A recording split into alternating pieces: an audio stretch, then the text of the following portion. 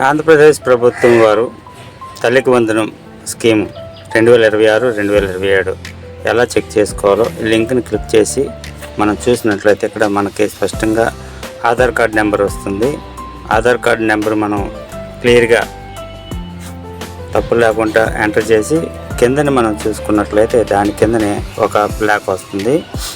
అది option click చేయగానే తల్లికి వందనం సెలెక్ట్ చేసుకొని దాని కింద 2026-27 ఎలా సెలెక్ట్ చేసుకొని ఓటీపీ మనకి అక్కడ రావడం జరుగుతుంది. ఓటీపీని మనం ఎంటర్ చేయగానే మనకి క్యాప్చా అది కూడా రావడం జరుగుతుంది. ఆ క్యాప్చా ఎంటర్ చేయగానే కంప్లీట్గా మనకున్న స్కీము ఎలిజిబిలిటీ, మన ఫ్యామిలీ మెంబర్స్ ఎంతమంది అయితే ఉన్నారో అంతమంది తాలూకా ఈకేవైసీ జరిగిందా లేదా అనేది క్లియర్గా చూపించడం జరుగుతుంది. ఈ విధంగా మనం తల్లికి వందనం స్కీమ్లో మనం ఎలిజిబిలిటీ ఉన్నామా లేదా తెలుసుకోవచ్చు.